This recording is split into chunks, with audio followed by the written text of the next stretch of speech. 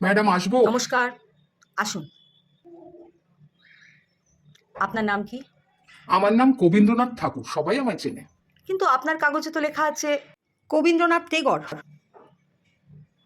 ঠাকুর আর টেগর তো এক নয়। আপনার নাম বাদ যাবে। কি বলছেন ম্যাডাম? আপনি ভোট দিতে পারবেন না। আচ্ছা, একটা কথা আমায় বলুন।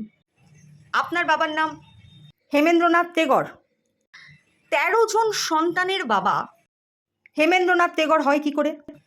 ১৩ জন বাবার নাম লিখেছেন হেমেন্দ্রনাথ টেগর। এটা কেমন করে হয়? এই পশ্চিমবাংলার থেকে ১৩ জন সন্তানের বাবা একই লোক হয় কি করে? আগে জবাব দিন। আগে 13 জন ছিলাম ম্যাডাম, এখন তো আমরা 11 জন। আপনার মাধ্যমিকের অ্যাডমিট কার্ড, সেটা তো বাদ। ম্যাডাম আমি তো স্কুলেই পড়িনি। আপনি মাধ্যমিক দেননি, স্কুলেই পড়েননি?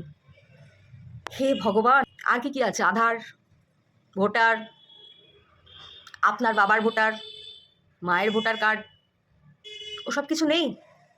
কি কিচ্ছু সর্বনাশ! নেই ম্যাডাম, সবাই আমাকে কবীন্দ্রনাথ না, বলেই চেনেন, কবীন্দ্রনাথ ঠাকুর।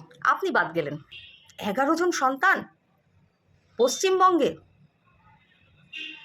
এসআইআর থেকে আপনাদের নাম বাদ। ম্যাডাম প্লিজ এরকম করবেন না, আমি বিশ্ববিখ্যাত কবি। বেশ, কিন্তু আর একটা লাস্ট কথা, আপনি দাড়ি রেখেছেন কেন? আরে ওটা তো আমার আইডেন্টিটি ম্যাডাম, ওটা না দেখলে আমায় কেউ চিনতেই পারবে না। এ আবার কেমন কথা? আর আপনি জোব্বা পরে আছেন কেন? ম্যাডাম কবীন্দ্রনাথকে জব্বার দাড়ি ছাড়া কেউ চেনে না। জানেন, এই জোব্বা পরে হরিদ্বারের হারকি পৌরিতে দুজন হাঁটাচলা করেছিল বলে ওখান থেকে একটা সম্প্রদায়ের লোককে বাদ দেওয়া হয়েছে। তারা আর হরিদ্বার যেতে পারবে না। জোব্বা ম্যাডাম বিশ্বাস করুন, দাড়ি আর জব্বা ছাড়া আমার একদম আইডেন্টিটি ক্রাইসিস হয়ে যাবে, কেউ আইডেন্টিটি চিনবে না। ক্রাইসিস? ছি ছি ছি ছি ছি। না না, এই ঠাকুর বলবেন না, এবার থেকে টেগর বলবেন। টেগর আর ঠাকুর কিন্তু এক নয়। দেখি, আমি ওপরওয়ালার সঙ্গে কথা বলি, আপনার নাম ভোটে রাখা যাবে কিনা, আপনার ভোটাধিকার থাকবে কিনা। আসুন এখন।